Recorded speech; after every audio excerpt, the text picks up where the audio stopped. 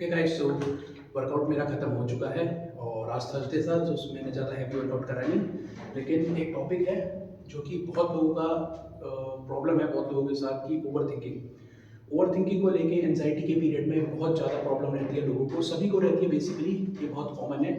और over thinking कुछ भी हो सकती है। Over thinking like health anxiety, health से रिलेटेड भी हो सकती है आपको, कि आपको लग रहा है कि आपकी हेल्थ में कोई प्रॉब्लम है, जिसकी वजह से आप कई सारे ब्लड टेस्ट वगैरह कराते हो, ईसीजी, ईको, एलएफटी, केएफटी, आप कई टाइप की चीज़ें करवा लेते हो, लेकिन जब रिजल्ट आते हैं तो आप देखते हो कि ऐसा कुछ भी नहीं हुआ है, ठीक है।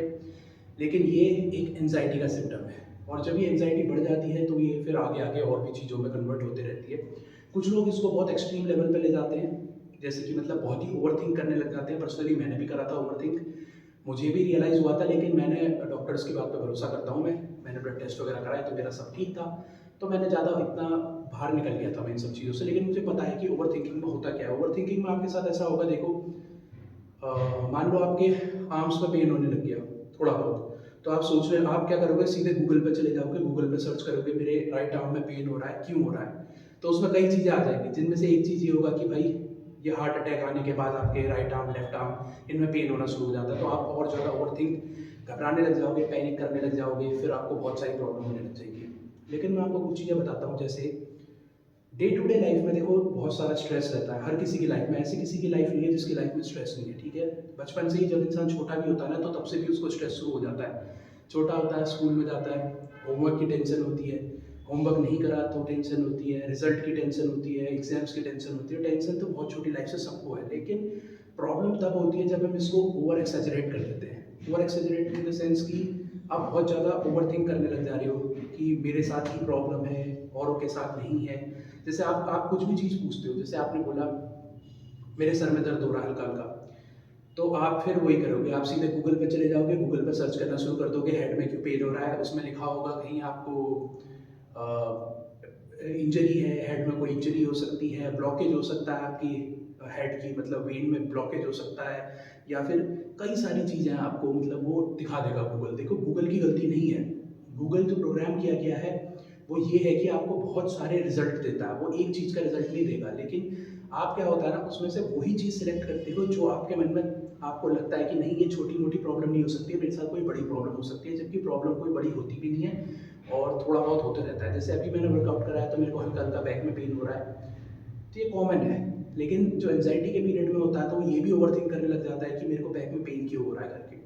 सो ये एक प्रॉब्लम है। इसके साथ साथ क्या होता है, आप बाहर जाने में घबराते हो, अकेले जाने में घबराते हो। जैसे अभी मैं इस वक्त पूरी जिम पे अकेला हूँ, अकेले वर्कआउट कर रहा हूँ।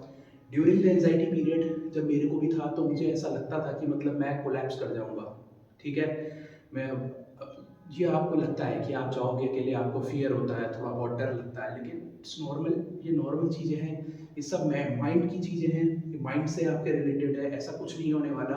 और अगर हो भी गया तो कितनी बार तो ऐसा होता भी है कि हम वर्कआउट करते हैं और पास आउट हो जाते हैं। कितनी बार होता है ऐसे, वर्कआउट करा, ब्लैकआउट आ गया और आप गिर गए चक्कर खा के, तो क्या हो गया, चक्कर खा के गिरना भी कोई बड़ी बात नहीं है। लेकिन एंजाइटी वाला ओवरथिंक करता है इस चीज़ को, वो डे टू डे एक्टिविटी को ना इम्प्रूव करने की कोशिश नहीं करता, उसमें घुसता चला जाता है। तो इसके लिए आप क्या कर सकते हो, मैं आपको बताता हूँ, जो बहुत ही इफेक्टिव रहेगा आप लोगों के लिए। वो ये है, आप अपने आप को छोटे छोटे टास्क दो। छोटे छोटे टास्क यानी कि जैसे आपको अभी घर से बाहर निकलने में डर लग रहा है, आपको वर्कआउट करने में प्रॉब्लम हो रही है, कुछ हो रहा है, तो आप छोटे टास्क दो अपने आप को। मैं ये नहीं बोल रहा हूँ पहले दिन जाके 10 किलोमीटर दौड़ के आओ, या फिर आप 10 किलोमीटर वॉक करो। मैं कह रहा है एक छोटा टास्क दो, घर से बाहर निकलो, 1 किलोमीटर चलो, आधा किलोमीटर चलो।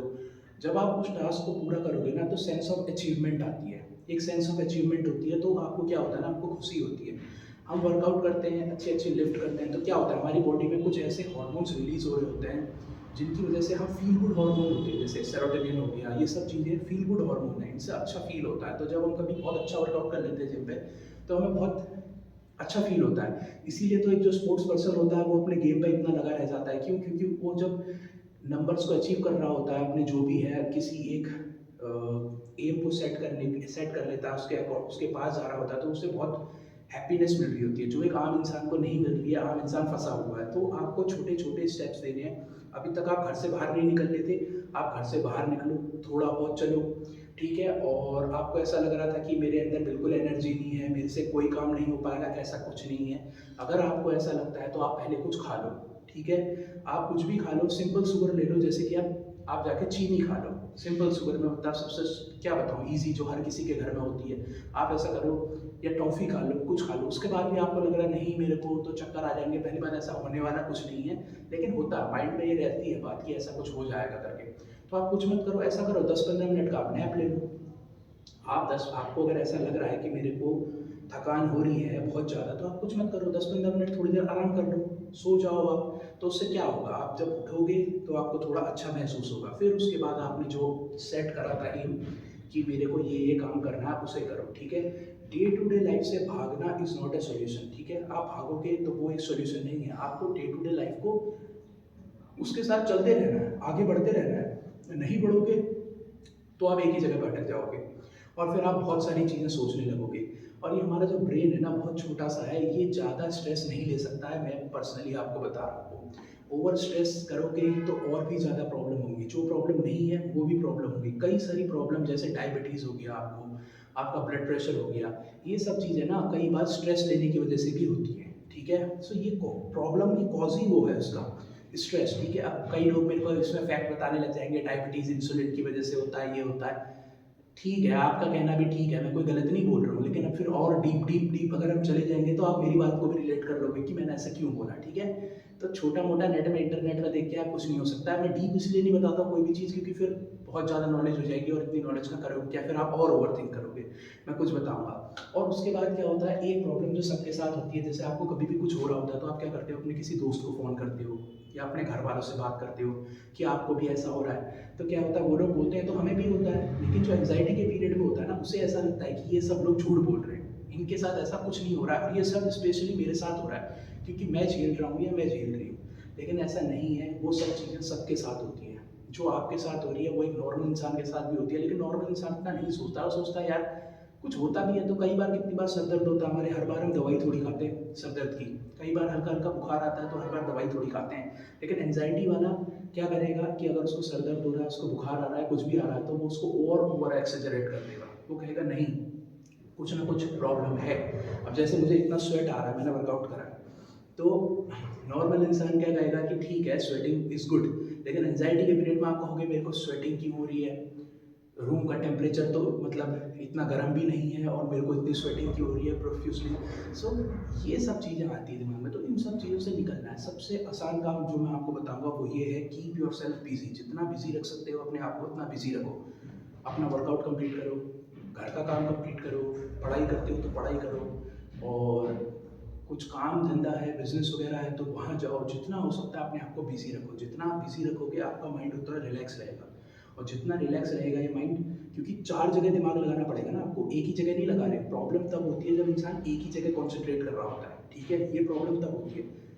4 जगह दिमाग घूम रहा है, तो आपको कोई प्रॉब्लम नहीं होने वाली है, ठीक है? और आप by the end of the day इतने थक जाओगे कि आपके पास सोचने का कुछ टाइम ही नहीं होगा। आपके दिमाग में कुछ आ भी रहा होगा ना, तो आप कहोगे, आप सोच ही नहीं पाओगे। आप इतने थक जाओगे कि आप सोच ही नहीं पाओगे मेंटली। क्या होगा, आप सो जाओगे। कई लोगों को ऐसा लगता है हमें नींद नहीं आएगी, कोई बात नहीं, नींद नहीं आएगी तो मत सोना।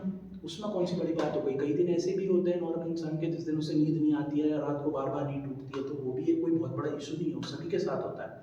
तो वो भी एक बहुत बड़ा इश्यू नहीं है। तो आप मत सो उस दिन, कोई नहीं, अगले दिन नींद आ जाएगी, ठीक है? और कई प्रॉब्लमें होती हैं, जैसे बोलते-बोलते ऐसा लगता है कि जैसे कि मेरी साँस भर रही है या कुछ ऐसा हो रहा है, तो ये भी नॉर्मल है, सबके साथ होता है। तो मेरे साथ भी हो रहा है, मैं अभी वर्कआउट खत्म करा, मैं आपके साथ वीडियो रिकॉर्ड कर रहा हूँ, तो ये मेरे साथ भी हो रहा है। प्रॉब्लम से आपको बचना नहीं है, प्रॉब्लम को फेस करना है। और कैसे फेस करना है, छोटे-छोटे टास्क देके। जब आप छोटे-छोटे टास्क को अचीव करोगे ना, तो सेंस ऑफ अचीवमेंट आएगी, और जैसे ही सेंस ऑफ अचीवमेंट आएगी, तो आप और अच्छे से कोप अप करने लग जाओगे। ऐसा होता है बचपन में जब हम चलना सीखते हैं, तो ऐसा तो नहीं होता है ना कि छोटा बच्चा सीधे दौड़ने लग जाता है। वो धीरे-धीरे चलता है। पहले वो क्रॉल करता है, फिर वो थोड़ा-थोड़ा उठता है, फिर वो सहारा लेता है, सहारा लेके चलना शुरू करता है, फिर धीरे-धीरे उसके रिफ़ाइनमेंट आती है, रिफ़ाइनमेंट आकर धीरे-धीरे दौड़ना सीख जाता है। सेम विद एंग्ज़ायटी, आप धीरे-धीरे करो स्टार्ट, कोई बात नहीं, आपके साथ कुछ हो गया, कोई प्रॉब्लम हो गई, डज़न्ट मैटर, लाइफ़ में कितना कुछ होता है, ये सब भी होते रहता है, तो कोई बड़ी बात नहीं है। आप धीरे-धीरे स्टार्ट करो, धीरे-धीरे आप देखोगे 1 महीने, 2 महीने, 6 महीने, 1 साल, या जितना भी आपको टाइम लगता है, आप जितनी जल्दी रिकवर कर सकते हो, आप देखोगे आप बैक टू नॉर्मल